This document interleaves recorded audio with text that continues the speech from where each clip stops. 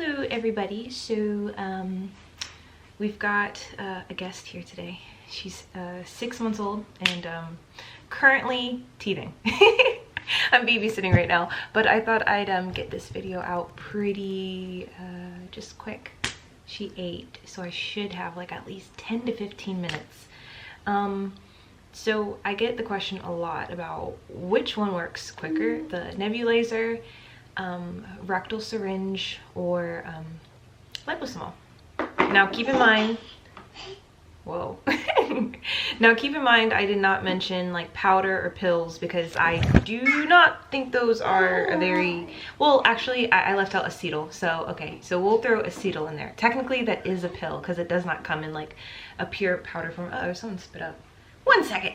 So I get the question a lot, which one do I think is quicker? Nebulizer, rectal implant, or rectal syringe. This is using reduced glutathione powder, acetyl glutathione, or liposomal glutathione.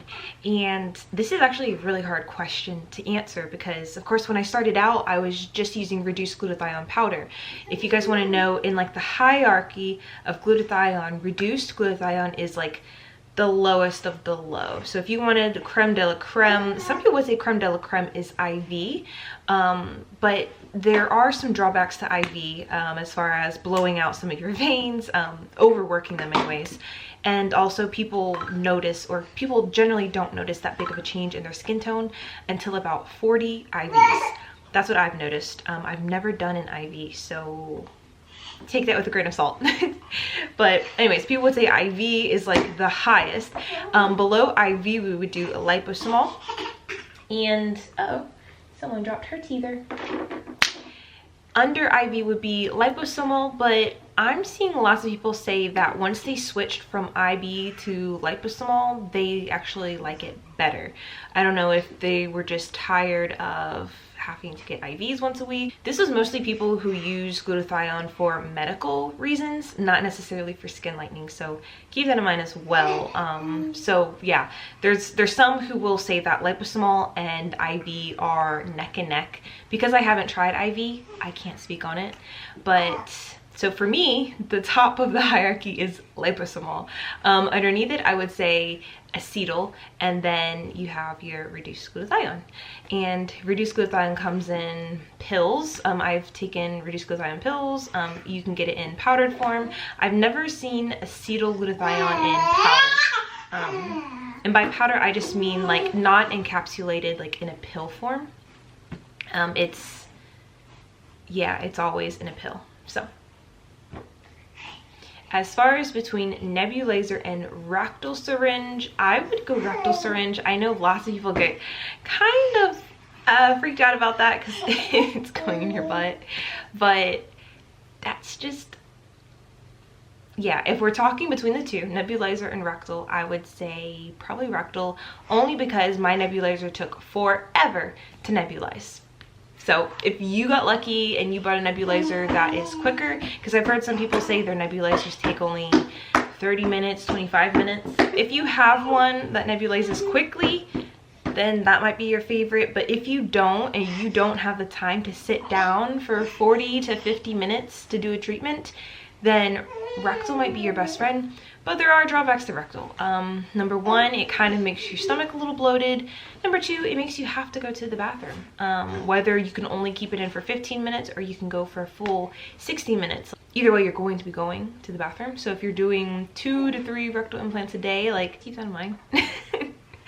That's just what it is. So yeah, I guess I picked one over the other, not because of effectiveness, because I think they're both effective. I chose one over the other because to me it's just easier to do the first, a rectal implant, than it is to sit there and nebulize 2 to 3 times a day for 45 minutes to an hour. Like, yeah, that's a lot. Since I did both, you know, I can't honestly answer which one is quicker, nebulizer or rectal syringe. Like, I don't know. I felt like I got results doing both methods.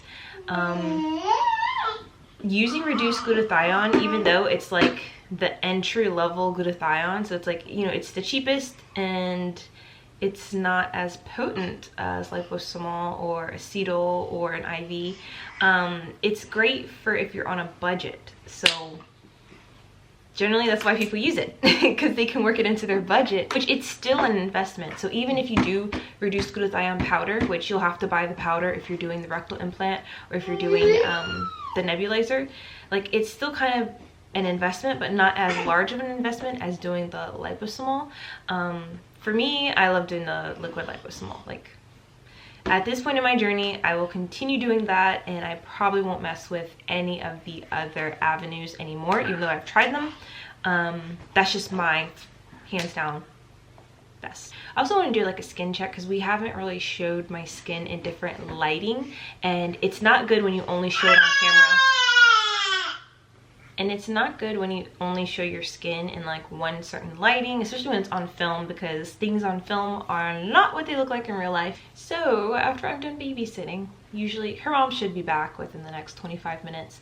I'll go outside and I'll show you guys what my skin is looking like, and I'll just insert it in here so we can get a good idea. I know a lot of people are like, your skin is really, really light. But it's not that light. It's not as light as it looks right now. In real life, you can still see my brown undertone, and hopefully you'll be able to see that on camera when I change up the setting. But yeah, in real life, there's still a brown undertone.